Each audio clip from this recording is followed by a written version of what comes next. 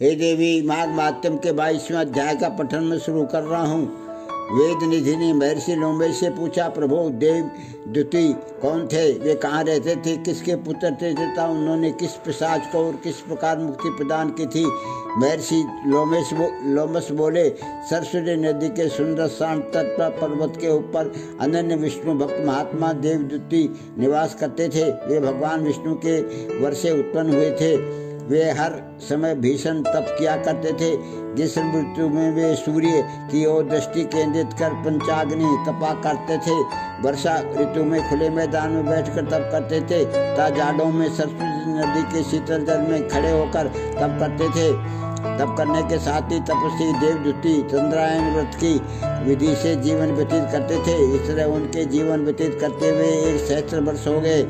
उनकी तप क्षीण काया मांस रहित होकर मात्र अस्थियों तथा नाड़ियों नसों के रूप में शेष रह गई थी। तथापि उनकी मुखाकृति पर प्रभा मंडल के रूप में छाए विष्णु भक्ति के तेज पर किसी के दृष्टि स्थिर होना संभव नहीं था। विष्णु भक्त देवद्युति प्रतिदिन सुगंधित पवित्र पुष्पों द्वारा वेद सूक्ति के परम मनोहर स्त्रोत पढ़कर भगवान विष्णु का पूजन किया करते थे। एक दिन वैशाख मास की एकादशी को वह मग्न मन से भगवत पूजन में लीन थे कि उनकी स्तुति से प्रसन्न होकर भगवान विष्णु गरुड़ पर आरूढ़ होकर उनके सामने आ उपस्थित हुए। जब देवद्युति ने साक्षात भगवान विष्णु को देखा तो हर्षातिरेक से उन्हें रोमांच हो आया।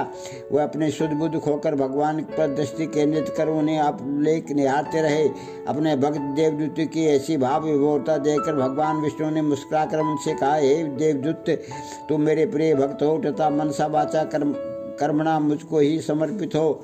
मैं तुम्हारे इस भक्ति भाव से अत्यंत प्रसन्न हूँ। हे भक्तवर, अपनी इच्छा के अनुसार वरदान मांगो।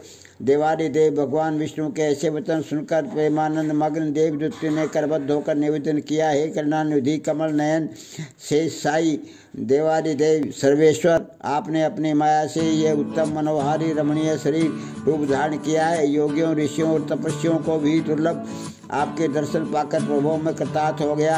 हे प्रभु, आपके दर्शनों से श्रेष्ठ और कौन सा वर है जो मैं मांगूं? हे करुणानिधि दया सागर दीनबंधु, आपके दर्शन प्राप्त होते ही तीनों लोकों के उत्तम फल की प्राप्ति हो जाया करती है। समस्त कामनाएं निरस्त हो जाती हैं। आपके दर्शनों से श्रेष्ठ ऐसी कोई वस्तु नहीं है जिसकी मैं आपसे याचना करूं। हे लक्ष्मीकांत, मैं आपसे एकमात्र यही वर मांगता हूँ कि मेरे हृदय में सदैव आपकी भक्ति बनी रहे।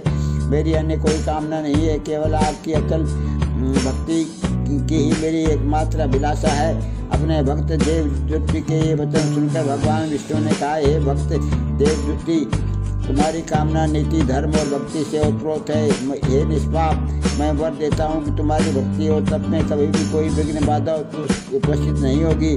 साथ ही तुम्हारे द्वारा निर्मित इस स्त्रोत को पढ़ने वाले भक्तजनों के समस्त पापों और संतापों का नाश होगा। भक्ति भाव से इसका पाठ करने वाले दैविक और भौतिक पापों और संतापों से मुक्त होकर मेरे परम धाम विष्णु लोक को प्राप्त करेंगे। मेरा ये वचन संशय रहित सत्य है। महात्मा देवदूत ने ऐसा कहने के पश्चात भगवान विष्णु अंदर ध्यान हो गए। विष्णु भक्त देवदूति पुनः भगवान विष्णु की भक्ति में लीन हो गए। बोलो माघ माध्यम के 22वें अध्याय की जय। हे देवी, मैंने माघ माध्यम के 22वें अध्याय का पठन किया है, इसको ग्रहण करना।